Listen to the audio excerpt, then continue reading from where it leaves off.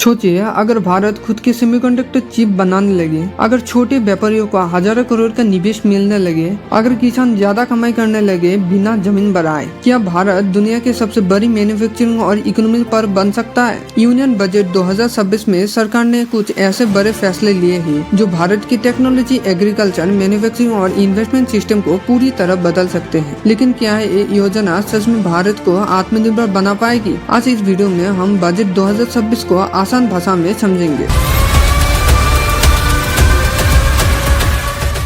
आज की दुनिया डिजिटल है। स्मार्टफोन, इलेक्ट्रिक व्हीकल, एआई, इन सभी चीजों का दिल होता है सेमीकंडक्टर चिप्स। लेकिन सच्चाई ये है कि भारत अभी तक सेमीकंडक्टर प्रोडक्शन में दुनिया पर निर्भर रहा है। इसी समस्या को खत्म करने के लिए सरकार ने बजट 2026 में बड़ा कदम उठाया है। सरकार अब सिर्फ इलेक्ट्रॉनिक्स असेंबल नहीं करना चाहती, बल्कि सेमीकंडक्टर इक्विपमेंट और मटेरियल्स बनाने पर भी ध्यान दे रही है। सबसे बड़ी घोषणा है इलेक्ट्रॉनिक्स कंपोनेंट्स मैन्युफैक्चरिंग स्कीम का बजट बढ़ाना। पहले इसका बजट था 22,919 करोड़, लेकिन अब इसे बढ़ाकर 40,000 करोड़ किया गया है। इसका मतलब है कि सरकार इलेक्ट्रॉनिक्स और चिप मैन्युफैक्चर में मैसिव इन्वेस्टमेंट करना चाहती है। सरकार का लक्ष्य है भारतीय कंपनी खुद की टेक्नोलॉजी और आईपी डेवलप करे। अगर ये सफल होता है तो Bharat global semiconductor supply chain में बड़ा खिलाड़ी बन सकता है। लेकिन सेमीकंडक्टर बनाने के लिए सिर्फ टेक्नोलॉजी नहीं बल्कि रेयर अर्थ मटेरियल्स भी चाहिए होते हैं। ये मटेरियल्स बहुत लिमिटेड जगह पर मिलती है और अभी दुनिया पर इनका कंट्रोल कुछ ही देशों के पास है। यही से शुरू होता है जियोपॉलिटिकल कंपटीशन। इस समस्या को हल करने के लिए सरकार ने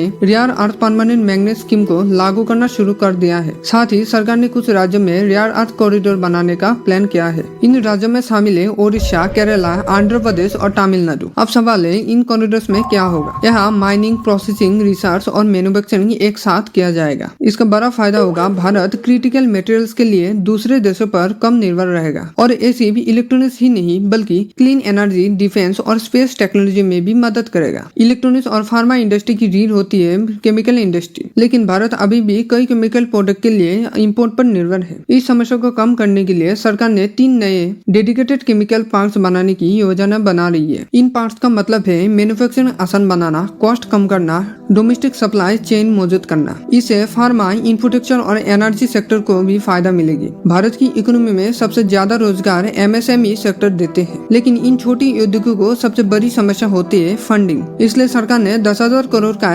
एमएसएमई ग्रोथ फंड शुरू किया है। ये फंड हाई पोटेंशियल एमएसएमई को इक्विटी सपोर्ट देगा। इसके अलावा सेल्फ रिलेट इंडिया फंड में 2,000 करोड़ का अतिरिक्त निवेश किया गया है। इससे स्टार्टअप और माइक्रो बिजनेस को कैपिटल मिलने का मदद होगी। अब बात करते हैं भारत की सबसे बड़ी ताकत एग्रीकल्चर। 1991 में एग्रीकल्चर का जीडीपी में योगदान लगभग 35% था, लेकिन आज ये घटकर करीब 18% रह गया है। लेकिन ध्यान देने वाली बात यह है कि आज भी भारत की लगभग आधी आबादी खेती पर निर्भर है। सरकार किसानों की आय बढ़ाना चाहती है, लेकिन एमएसपी और सब्सिडी लगातार बढ़ाना आसान नहीं है। इसलिए सरकार ने फोकस किया है हाई वैल्यू क्रॉप्स पर। हाई वैल्यू क्रॉप्स यानी ऐसी फसलें जो कम जमीन पर ज्यादा कमाई देते हैं। भारत दुनिया का सबसे बड़ा कोकोनट प्रोडक्टर है। करीब 3 करोड़ लोग कोकोनट खेती पर निर्भर है। लेकिन समस्या ये है कि कोई कोकोनट पेड़ पुराने हो चुके हैं और कम उत्पादन दे रही है। इसलिए सरकार कोकोनट प्रमोशन स्कीम ला रही है। इस स्कीम के तहत पुराने पेड़ों को रिप्लेस किया जाएगा। हालांकि कोकोनट पेड़ों को फल देने में 5 से 7 साल लगते हैं। इसलिए सरकार किसानों को टेम्पररी इनकम सपोर्ट भी दे सकती है। सरकार अलग अलग क्षेत्रों में अलग फसलों को बढ़ावा दे रही है। बजट 2026 में टैक्स सिस्टम में भी महत्वपूर्ण बदलाव किया गया है। पहले कंपनियां डिविडेंड देने के बजाय शेयर बायबैक करती थी क्योंकि इससे टैक्स बचता था, लेकिन अब सरकार ने इस लूपहोल को खत्म कर दिया है। अब बायबैक को कैपिटल गेन्स की तरह टैक्स किया जाएगा। प्रोमोटर्स को